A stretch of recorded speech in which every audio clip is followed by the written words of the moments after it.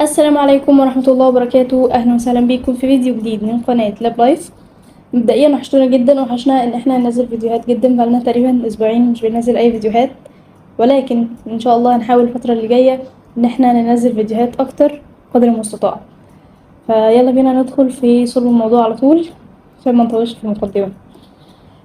موضوع الفيديو بتاع النهاردة هنتكلم عن وظائف الكلى، وهنتكلم الوظائف كلها، وان شاء الله في فيديو تاني هنتكلم عن التحاليل بتاعة وظائف الكلى، علشان بس الفيديو ما يكونش طويل زي ما كان في بعض الناس بتشتكي ان مدة الفيديو طويلة. مع ان اكتر فيديو تقريبا وصل كان 10 دقايق، ولكن هنحاول ان احنا نقسم المواضيع. مبدئيا الكلية عندي ليها وظائف كتير، والكلية هي عضو مهم جدا جدا في الجسم. طيب ايه الوظائف بتاعة الكلى؟ اول وظيفة معايا هي الاكسكريشن، ان هي بتخرج الفضلات بتاعة الجسم بعيد عن الجسم. زي ايه؟ زي المواد الناتجة عن عملية التمثيل الغذائي مثلا. والكلية دي اهم وظيفة ليها ان هي تخرج الفضلات بعيدة عن الجسم، لان لو الفضلات فضلت قاعدة جوه الجسم هتحصل مشاكل كتير. عندك مثلا الكبد بيتعامل مع البروتينات وبينتج طاقة ومواد وست برودكت، مواد الجسم مش عايزها. فالمواد اللي احنا مش عايزينها دي، المواد دي بتكون سامة. زي ايه؟ زي الامونيا مثلا. فالكبد قادر ان هو يحول اغلب الامونيا ليوريك اسيد ويوريا. فاليوريك اسيد واليوريا دول اقل سمية موجودة في الدم، يعني السمية بتاعتهم قليلة مش زي الامونيا، ولكن لازم نتخلص منها. طيب عندك برضو العضلات بتنتج مادة او بتستخدم مادة الكرياتين كمصدر للطاقة، والعملية دي برضو بينتج عنها مواد وست برودكت او فضلات. فالمادة اللي بتطلع من الكرياتين اللي العضلات بتستخدمها اسمها كرياتينين. الكرياتينين ده مادة وست برودكت. فمع الوقت انت هيتراكم عندك في الدم بتاعك مواد سامة زي الكرياتينين، زي الامونيا، زي اليوريك اسيد، زي اليوريا اللي بيطلعهم الكبد والعضلات.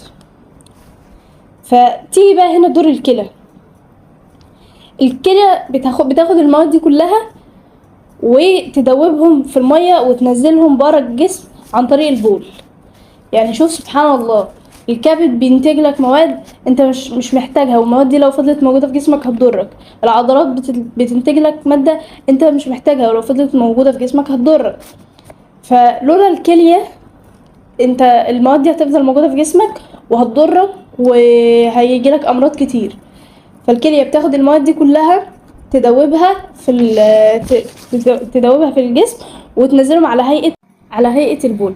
وده بالنسبة كده لأول وظيفة، ودي وظيفة مهمة جدا جدا للكلية. نيجي بقى لتاني وظيفة. تاني وظيفة هي الفلتريشن أو الري أبزوربشن، اللي هو الترشيح أو إعادة الامتصاص. الكلية بتفلتر الدم وهو ماشي في الشعيرات بتاعت المرشحات الكلوية. فالضغط بتاع الدم بينزل بلازما من الشعيرات الدموية بتاعت المرشحات دي. اما خلايا الدم مش بتنزل بلازما.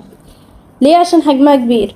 البلازما اللي ترشحت دي بقى اسمها ايه؟ اسمها فلترد بلازما او فلتريت. الفلترد بلازما دي بتسيب المرشحات الكلوية دي وبتروح للأنيبيبات الكلوية، ومن خلال الأنيبيبات الكلوية دي هنعيد امتصاص، هنعمل ري ابزوربشن للمواد اللي احنا محتاجينها للجسم، هنرجعها في الدم تاني، واللي زاد عن حاجة الجسم هيطلع بره الجسم في هيئة البول. يبقى تاني وظيفة للكلية هي الفلتريشن او الري ابزوربشن. الكلية بتفلترك الدم ده بيبقى فيه ماشي حاجات فيه بتضرك، وحاجات انت مش عايزها، وحاجات زيادة عن الجسم، عن حاجة الجسم. فالدم طبعا بيمشي في الشعيرات بتاعة المرشحات الكلوية، فلما ضغط الدم بينزل البلازما من الشعيرات الدموية بتاعة المرشحات دي، وخلايا الدم مش بتنزل علشان قلنا حجمها كبير، فالبلازما اللي اترشحت دي اسمها قلنا فلترد بلازما. الفلترد بلازما دي بتسيب المرشحات الكلويه وبتروح للانابيبات الكلويه، ومن خلال الانابيبات الكلويه دي هنعمل ري ابزوربشن للمواد اللي احنا محتاجينها للجسم، واللي زايد عن حاجه الجسم بينزل في هيئه البول. تالت وظيفه للكليه بقى معانا ايه هي الووتر هيموستيز او توازن الميه. الكليه بتتحكم في نسب الميه اللي موجوده في الجسم عن طريق ان هي بتتحكم في الفلتره وعمليه الري ابزوربشن للميه في النفرونات، وبرضو الميه اللي زايده عن حاجه الجسم اللي الجسم مش بيحتاجها بتنزل في البول.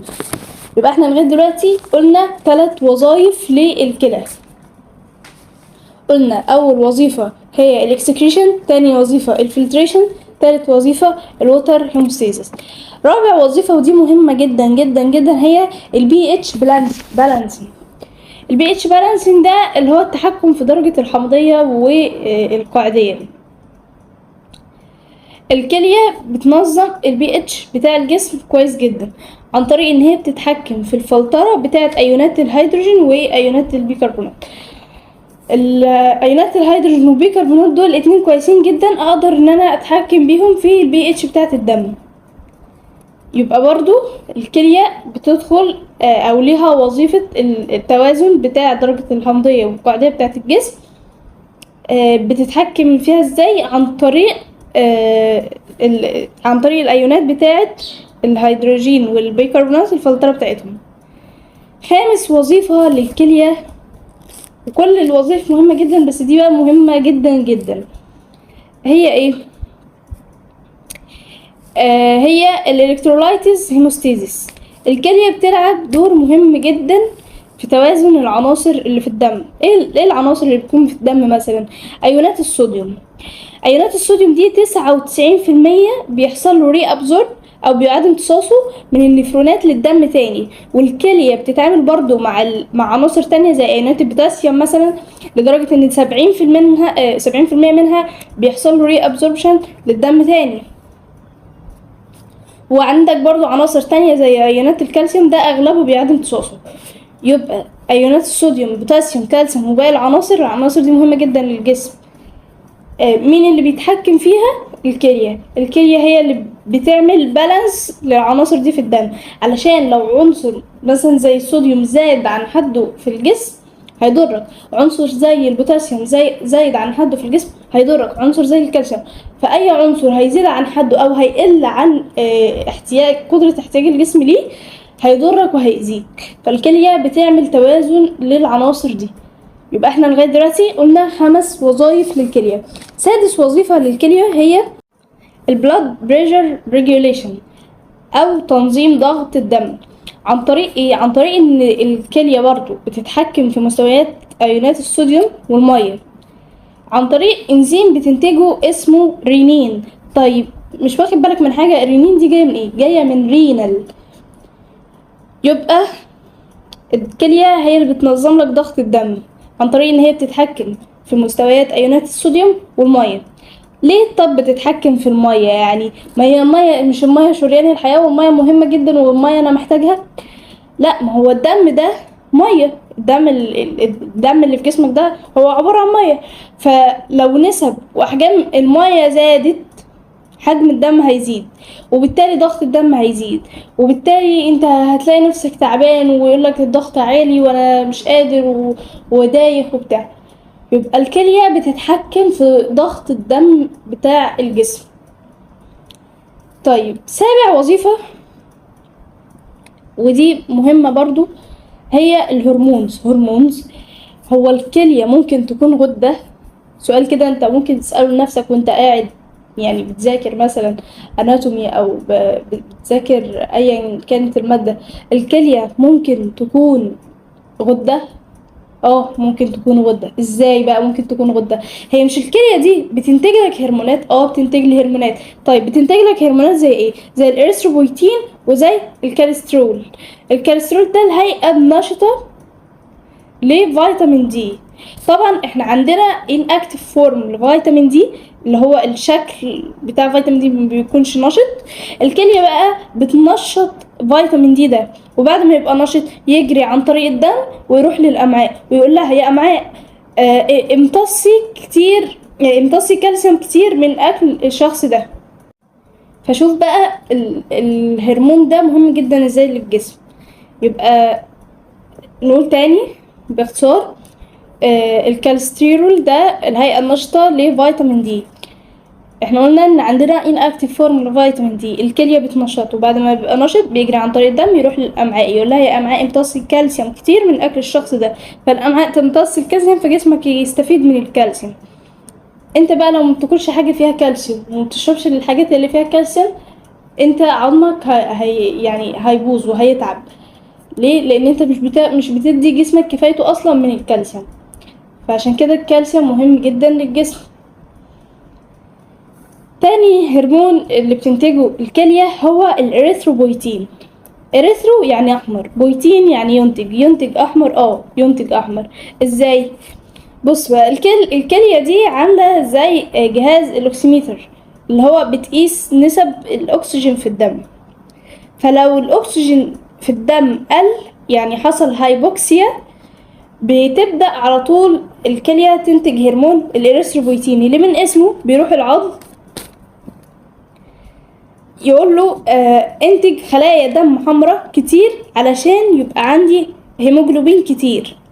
علشان الهيموجلوبين الكتير ده هيشيل اكبر كمية ممكنة من الاكسجين، علشان الاكسجين اصلا اللي في الجسم قليل، ما هو حصل هايبوكسيا، فهو يبدأ ينتج هيموجلوبين كتير علشان يشيل الهيموجلوبين ده، يشيل اكبر كمية ممكنة من الاكسجين علشان يوديها للجسم والجسم يستفيد منها. يبقى احنا كده قلنا 7 وظائف للكلية، هنقولهم تاني باختصار. اول وظيفة هي الاكسكريشن، تاني وظيفة الفلتريشن، تالت وظيفة الووتر هيموستاسيس، رابع وظيفة البي اتش بالانسنج، وخامس وظيفة الالكترولايتس هيموستاسيس، وسادس وظيفة البلاد بريشر ريجوليشن، والسابع وظيفة والاخيرة هي الهرمونز. احنا كده لمينا وغطينا كل وظائف الكلى او كل الوظائف اللي الكلى بتقوم بيها. وكمان في وظيفة مهمة ان هي تستخلص السموم، اي سموم في جسمك الكلية بتاخدها وبتتخلص منها، علشان السموم دي انت حاجة هتضرك وحاجة هتأذيك، فالكلية بتاخد السموم دي وتخرجها عن طريق البول. احنا كده خلصنا الوظائف بتاعة الكلى. زي ما اتفقنا ان شاء الله الفيديو اللي جاي هيكون التحاليل الخاصة بوظائف الكلى. هنحاول ان احنا برضو نقول فيه حاجات مبسطة، مش هنكتر في المعلومات. وبس كده احنا وصلنا لنهاية الفيديو. وطبعا كالعادة لو استفدت من الفيديو ما تنساش تدعيلي دعوة حلوة، وما تنساش انك تشير الفيديو ده مع غيرك علشان الفايدة تعم. وبس كده، والسلام عليكم ورحمة الله وبركاته.